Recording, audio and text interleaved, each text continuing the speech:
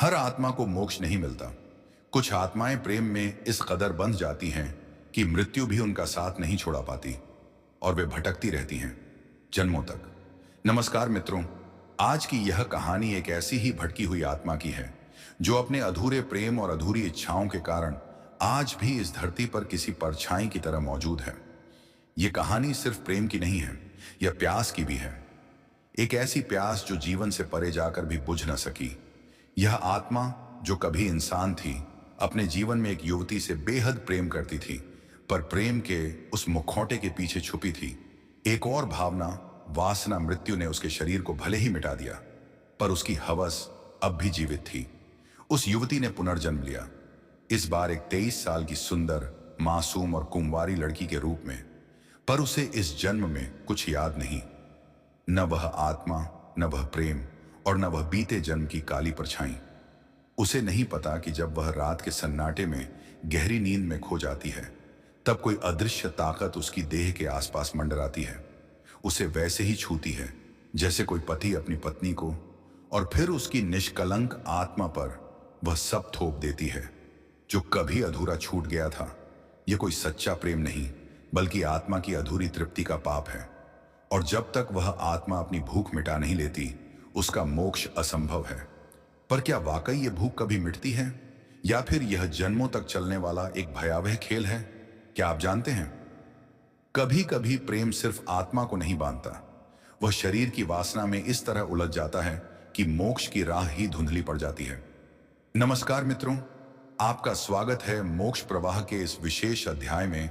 हम आपको ले चलने वाले हैं एक ऐसी जुझारू कहानी की ओर जो आपके मन को एक अजीब सी शांति भी देगी, और साथ ही एक गहरी सीख भी, जो वासना की चुपचाप होती गिरफ्त को उजागर करती है। तो बिना समय गंवाए चलिए आरंभ करते हैं आज की रहस्य से भरी वह कथा, जहां प्रेम और पाप की रेखाएं धुंधली हो चुकी हैं और आत्मा की छटपटाहट आज भी किसी अनजान कमरे में सांसें ले रही है।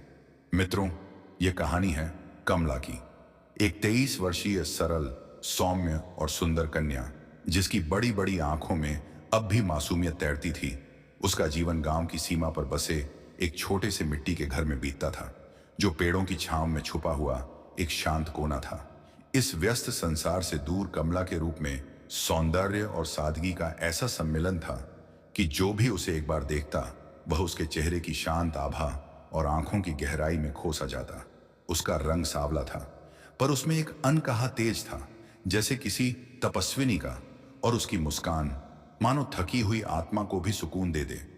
उसके अंगों में ऐसी सौम्यता और आकर्षण था कि यदि कोई पुरुष उसे देख ले तो उसके मन में एक विचित्र हलचल उठने लगे। वह उसके रूप से इतना मोहित हो जाए कि अपनी वासना को रोक पाना कठिन हो जाए। वह उस घर में अकेली रहती थी, क्योंकि जब वह मात्र 14 वर्ष की थी, तभी एक दुखद हादसे में उसके माता पिता का निधन हो गया था। तब से वह नितांत अकेली थी, पर इस अकेलेपन को उसने कभी अपने ऊपर हावी नहीं होने दिया। वह स्वयं में मग्न रहती, अपने छोटे से आंगन को सजाती, तुलसी में जल चढ़ाती और खुद ही अपने लिए जीवन के अर्थ रचती। वह भले ही अकेली थी, पर उसके भीतर एक अजीब सी शांति थी, एक आत्मनिर्भरता जो उसे दूसरों से अलग बनाती थी।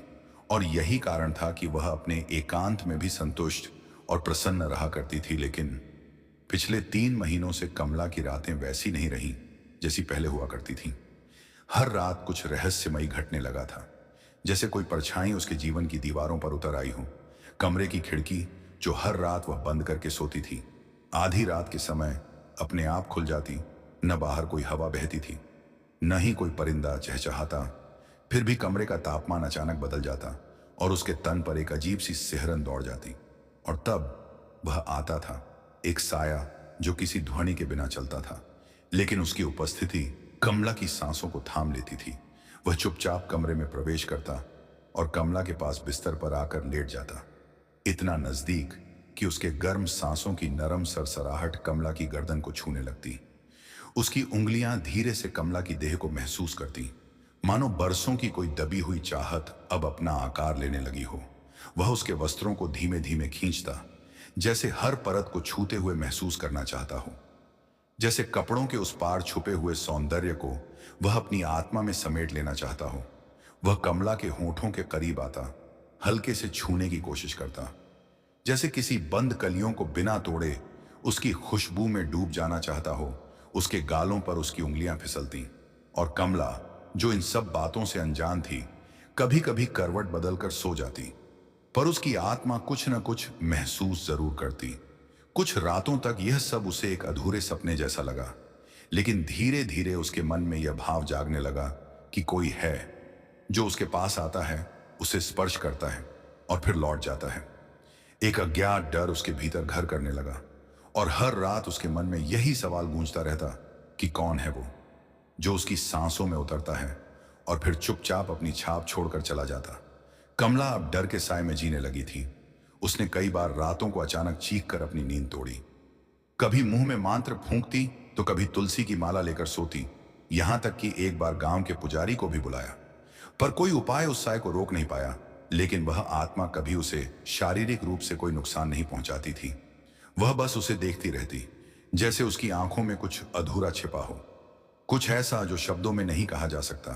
फिर चीजें और भी अजीब होने लगीं। अब वह आत्मा सिर्फ उसकी रातों में नहीं, बल्कि उसके सपनों में भी आने लगी थी।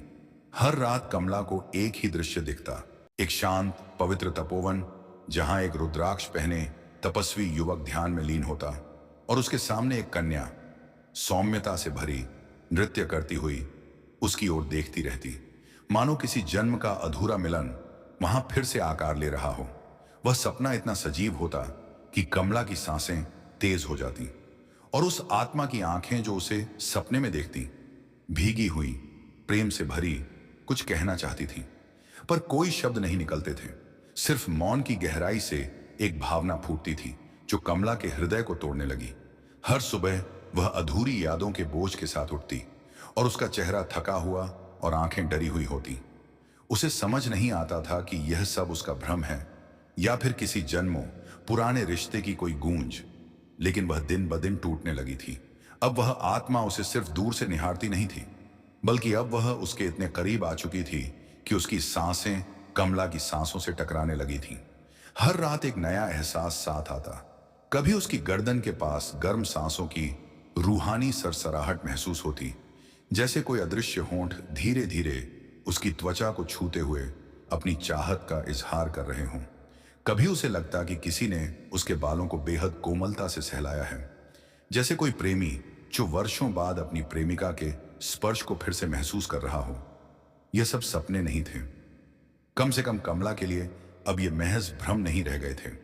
उसकी सांसें तेज हो जाती, दिल जोर से धड़कने लगता और शरीर थरथराने लगता, जैसे कोई अनजाना स्पर्श उसकी नसों में बहने लगा हो। वह आत्मा कभी कभी इतने करीब आ जाती कि कमला को लगता जैसे कोई उसके कानों में कुछ फुसफुसा रहा है, पर शब्द अब भी नहीं आते थे। बस एक अधूरा कंपन, एक अनसुनी बात की बेचैनी। उसके वस्त्रों पर अब अक्सर वह महसूस करती कि कोई अदृश्य उंगलियां उन्हें छू कर सरका रही हैं, जैसे हर परत को हटाते हुए आत्मा उसके और करीब आना चाहती हो, उसे महसूस करना चाहती हो, उसे उस रूप में पाना चाहती हो जिस रूप में वह कभी जीते हुए नहीं पा सकी थी। कमला का शरीर सुन्न हो जाता और उसकी चेतना किसी अजीब से रोमांच में डूब जाती। डर अब सिर्फ डर नहीं रह गया था, वो अब एक गहरे कष्ट में बदल चुका था, जिसमें चाहत, पीड़ा और रहस्य की एक उलझी हुई गांठ थी। हर रात वह यह सोचते हुए सोती कि क्या आज फिर वही स्पर्श लौटेगा, क्या फिर वही सांसें उसके तन को छुएंगी, और अगर हाँ तो क्यों? कौन है वो? क्या उसका अपना कोई हिस्सा, कोई पुराना अधूरा प्रेम अब आत्मा बनकर लौट आया है एक दिन, जैसे उसका सब्र का बांध टूट गया हो। कमला रोते रोते घर से बाहर भाग निकली। उसकी आंखों में आंसू थे और सांसें बेकाबू, जैसे कोई उसकी आत्मा को हर रात कुतर रहा हो। वह सीधे जंगल की ओर भागी, जहां उसने एक बहुत ही महान तपस्वी के बारे में सुना था, जिनका नाम था महातपस्वी अघोरनाथ। कहा जाता था कि वे न सिर्फ मृत आत्माओं की भाषा समझते हैं, बल्कि उन्हें मुक्त करने का सामर्थ्य भी रखते हैं। कमला के पांव कांप रहे थे, आंचल गीला था और आंखों में हजार सवाल। वह कांपती हुई साधु की कुटिया तक पहुंची और उनके चरणों में गिरकर फूट फूट कर रोने लगी। उसकी रुलाई में कोई साधारण पीड़ा नहीं थी, वो चीख रही थी किसी ऐसे एहसास से जो रातों की नींद और मन की शांति दोनों छीन चुका था। वह कांपते हुए बोली, हे गुरुदेव। कमला की आवाज कांप रही थी। उसने आगे कहा, वो मुझे तंग नहीं करता, कोई जोर नहीं देता, पर फिर भी मैं अब जी नहीं पा रही। हर रात जब अंधेरा मेरे कमरे में उतरता है तो उसकी सांसें मेरी सांसों से आकर उलझ जाती हैं, जैसे वो हर पल मेरे भीतर समा जाना चाहता हो। वो मेरे इतने करीब आ जाता है कि मुझे खुद से ही डर लगने लगता है, जैसे कोई अनजाना सुख मेरे शरीर को अपने वश में ले रहा हो। कभी उसकी उंगलियां मेरे बालों में धीरे से उलझ जाती हैं और कभी मेरे वस्त्रों पर इस तरह से सरकते हैं जैसे वो कोई प्रेमी हो जो बरसों बाद अपने प्रिय को फिर से छू रहा हो। मैं हर रात थरथराती हूँ, कांपती हूँ, लेकिन फिर भी उसकी छुअन में कोई ऐसा जादू है कि मैं चाह कर भी खुद को रोक नहीं पाती। वह जानता है कि मेरे शरीर की हर थरथराहट किस जगह से शुरू होती है और कहाँ जाकर रुकती है। गुरुदेव, मैं जानती हूँ वह मुझे किसी पाप की तरह नहीं छूता।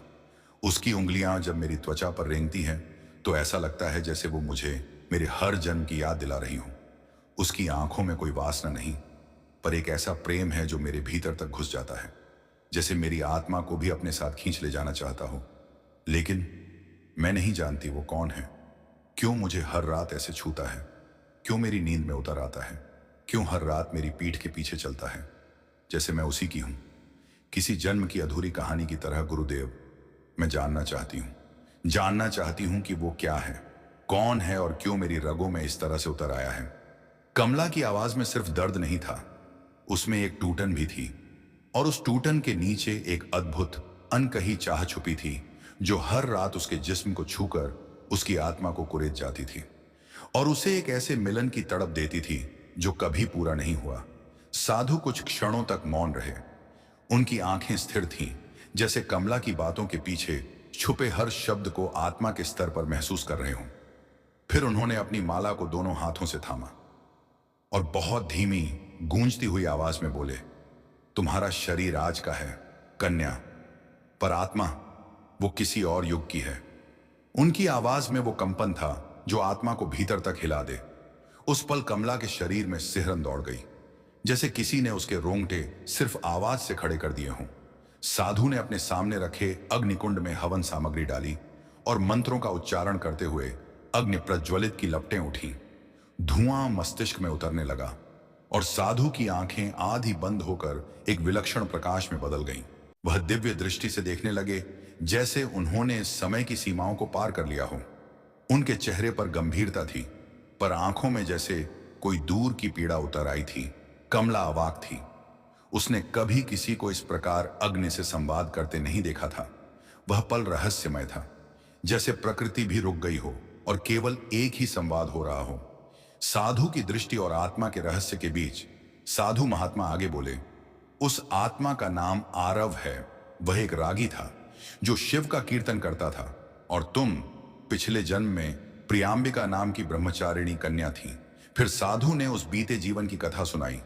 कमला स्तब्ध थी, उसकी आंखें खुली की खुली रह गईं, जैसे किसी ने उसके भीतर के सारे उत्तर अचानक उजागर कर दिए हों।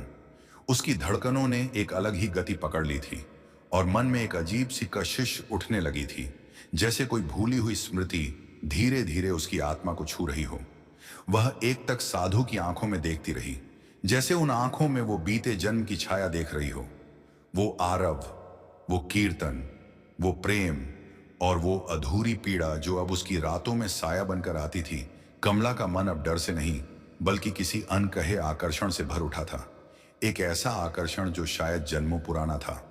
साधु ने कमला के पूर्व जन्म की कथा सुनाते हुए कहा कि यह कोई साधारण काल नहीं था। यह समय था जब युगों की गति थम सी गई थी, जब हिमालय की तलहटी में बर्फ से ढकी गुफाओं के बीच एक तपोवन जीवित था। शिव विहार वहां समय और शरीर के बंधनों से परे नृत्य करती थी एक दिव्य कन्या, प्रियांबिका, जिसकी हर गति में तप था और हर थिरकन में शिव की पुकार। उसकी आंखों में ब्रह्मांड का मौन था और उसकी छाया भी मंत्र मुग्ध कर देती थी। उसी तपोवन में रहता था आरव, एक रागी जो स्वर में शिव को साधता था और जिसकी वीणा की हर टंकार हिमालय की चुप्पी को भी कंपा देती थी। वे एक दूसरे को नहीं छूते थे, पर उनकी आत्माएं जैसे अनदेखे धागों से जुड़ी थीं।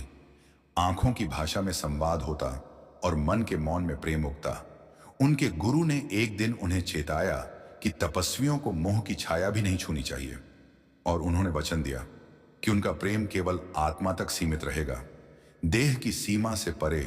पर भावनाओं की गति पर कोई तप नियंत्रण नहीं कर सकता, और प्रेम वह तो मौन में भी आग की तरह फैल जाता है।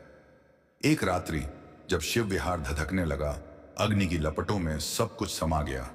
आरव प्रियांबिका को बचाने दौड़ा और जलते कक्ष में समा गया। प्रियांबिका जब होश में आई तो वहां केवल राख थी, और उस राख पर बैठकर उसने शिव का जाप करते हुए स्वयं को उसी आग में समर्पित कर दिया। पर विधि का विधान विचित्र था। प्रियांबिका मुक्त हो गई, लेकिन आरव की आत्मा वह बंध गई उस एक अधूरे क्षण में, उस अस्फुट इच्छा में, उस स्पर्श के स्वप्न में जो कभी पूर्ण न हो सका। और वही अधूरा प्रेम उसी पीड़ा के धागों से बंधकर उसे युगों तक भटकाता रहा। साधु की आंखें गहरी समाधि में डूबी थीं। उनके होंठों से निकला हर शब्द जैसे किसी और लोक से आ रहा हो। कमला, यह आत्मा अब द्वार पर खड़ी है। उसे या तो पूर्ण प्रेम चाहिए या मोक्ष का अंतिम वचन। उसकी प्यास अधूरी है और तुझे ही उसका अंतिम पात्र बनना है। तू चाहे तो उसे प्रेम से विदा कर सकती है, या एक अंतिम मिलन देकर उसे शिव में विलीन कर सकती है। कमला के मन में जैसे कुछ टूट कर बिखर गया। आंखें छलक आईं, लेकिन उनमें अब भय नहीं था, सिर्फ एक गहराई थी जिसे वो खुद भी ठीक से समझ नहीं पा रही थी। उसके भीतर एक आवाज बार बार गूंज रही थी, क्या यही उसका भाग्य है? क्या उसका शरीर किसी आत्मा के अधूरे प्रेम की कुंजी है? उस रात कमला ने अपने पूरे कमरे को साफ किया, धूप जलाया, चारों ओर दीपक रखे। जैसे कोई अनदेखा वर आ रहा हो, उसके मन में कोई वासना नहीं थी, बस एक रहस्यमयी शांति थी, एक अज्ञात उत्तरदायित्व। उसने आकाश की ओर देखा, जैसे उसी में वो आत्मा समाई हो, और फिर कांपती आवाज में बोली, मैं नहीं जानती तुम कौन थे, किस जन्म में क्या रहे, पर यदि मेरा स्पर्श तुम्हें मोक्ष दे सकता है तो आओ, बिना भय के, और शिव से मिलो।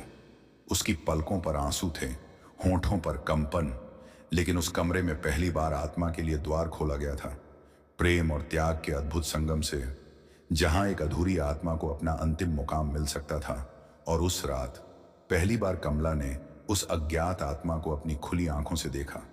वह कोई डरावना साया नहीं था, बल्कि एक अत्यंत सुंदर, तेजस्वी और मन को मोह लेने वाला युवक था। उसकी आंखों में कोई भय नहीं, कोई तृष्णा नहीं, केवल प्रेम, कृतज्ञता और शांति समाई हुई थी। उसकी आकृति ऐसी थी जैसे कोई स्वप्न साकार हो गया हो, जैसे चंद्रमा की शीतलता और अग्नि की गरिमा एक साथ उसके रूप में सजीव हो गई हो। कमला का हृदय कुछ पल के लिए थम सा गया। वह स्तब्ध थी। उसकी कल्पनाओं में जो डर बसता था, अब उसके सामने एक दिव्यता में बदल चुका था। वह आत्मा धीरे से आगे बढ़ा, पर उसने कमला को नहीं छुआ, बस उसकी ओर देखा, एक ऐसी दृष्टि से जिसमें वर्षों का प्रेम, पीड़ा और प्रतीक्षा सिमटी हुई थी। फिर वह कमला के चरणों में झुका, जैसे कोई शिव भक्त अपनी देवी के आगे नतमस्तक हो रहा हो। और तभी एक धीमी सी पवित्र हवा चली, कमरे के दीपक एक एक करके बुझने लगे, और फिर वो आत्मा एक हल्की सी मुस्कान के साथ प्रकाश में विलीन हो गया, जैसे वो स्वयं शिव में समा गया हो।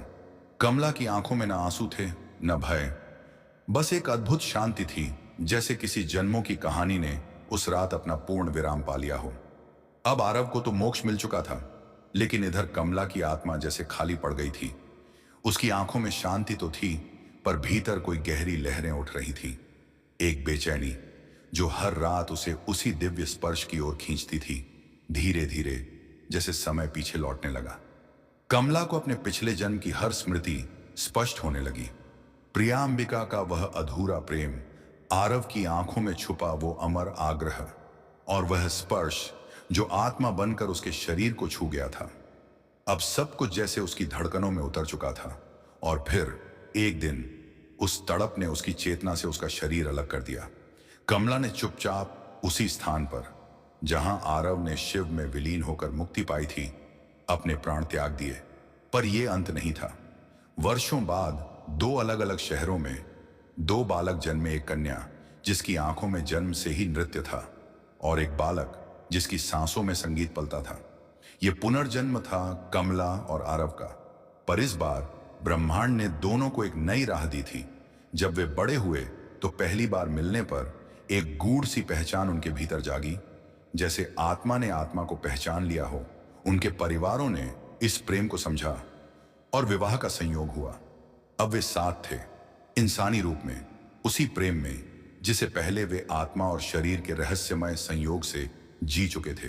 अब कोई व्रत नहीं, कोई मोह का डर नहीं, बस प्रेम था, साक्षात, पूर्ण और इस बार अमर नहीं बल्कि सजीव। तो मित्रों, अगर आपको कमला और आरव की यह अद्भुत प्रेम गाथा, जो आत्मा और शरीर की सीमाओं से परे थी, जिसने एक आत्मा की तड़प, एक कन्या की करुणा और एक प्रेम की पूर्णता को उजागर किया, आपके हृदय की गहराइयों तक उतर गई हो, तो इस रहस्यमयी कथा को अधूरी मत छोड़िए। और हाँ, वीडियो पसंद आई हो तो इस वीडियो को लाइक करें, ताकि यह भाव उन तक भी पहुंचे जो किसी अधूरे प्रेम में जी रहे हैं। कमेंट करें और हमें बताएं, क्या आपने कभी किसी आत्मा के प्रेम की कल्पना की है? और ऐसे ही आध्यात्मिक, रहस्यमयी और हृदय को छू लेने वाली कहानियों के लिए मोक्ष प्रवाह को सब्सक्राइब जरूर करें, क्योंकि यहां हर कहानी सिर्फ कहानी नहीं, एक आत्मा की पुकार होती है। आपका साथ ही हमारा संकल्प है। हर अधूरी आत्मा को उसकी पूरी कहानी देना मिलते हैं। अगले किसी अन्य वीडियो में, तब तक के लिए हर हर महादेव, राधे राधे, जय श्री कृष्णा।